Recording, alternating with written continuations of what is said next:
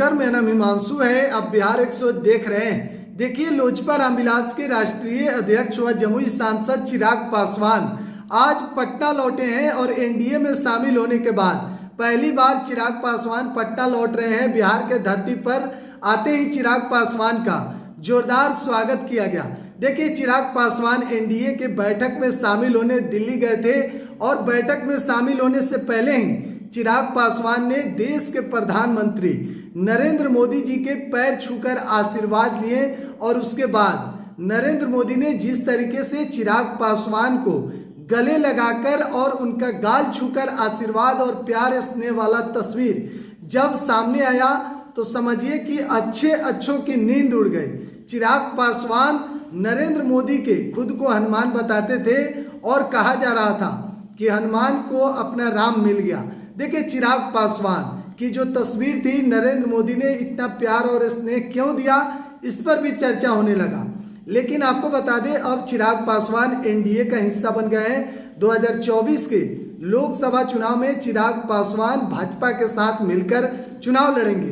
अब चिराग पासवान हाजीपुर सीट से चुनाव लड़ सकते हैं, लेकिन एक तरफ एनडीए के ही हिस्सा है उनके चाचा केंद्रीय मंत्री पशुपति पारस। वो भी कह रहे हैं कि जब तक हम राजनीति में जिंदा हैं तब तक हाजीपुर लोकसभा सीट से ही चुनाव लड़ेंगे और हाजीपुर के जनता का ही सेवा करेंगे।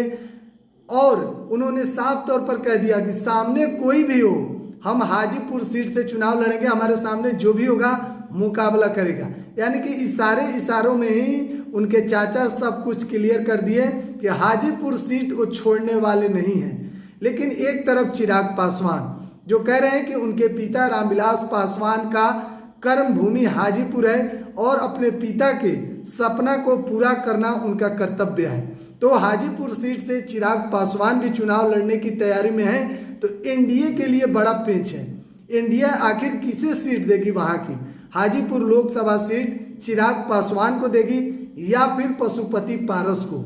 यहीं पर अब पेच फंस रहा है कि दोनों एनडीए के हिस्सा हैं और दोनों हाजीपुर सीट से ही चुनाव लड़ने की तैयारी कर रहे हैं। वर्तमान में पशुपति पारस वहां से सांसद हैं हाजीपुर से और चिराग पासवान जमुई से सांसद हैं। लेकिन अब दोनों हाजीपुर सीट से ही चुनाव लड़ने की इच्छा जाहिर कर रहे हैं और पशुपति पारस तो साफ तौर पर कह भी दिए हैं कि हाजीपुर सीट वो छोड़ने के लिए तैयार नहीं है किसी भी कीमत में। उन्होंने साफ तौर पर कह दिया, किसी भी कीमत में हम हाजीपुर सीट से ही चुनाव लड़ेंगे और जिसको भी लड़ना हो वो हमारे सामने आकर चुनाव लड़े। हम जब तक राजनीति में जिंदा हैं तब तक हाजीपुर लोकसभा सीट से चुनाव लड़ेंगे और हाजीपुर के जनता का सेवा करेंगे। आप क्या सोचते हैं कमेंट बॉक्स में जरूर बताइएगा। तब तक के लिए बहुत बहुत धन्यवाद।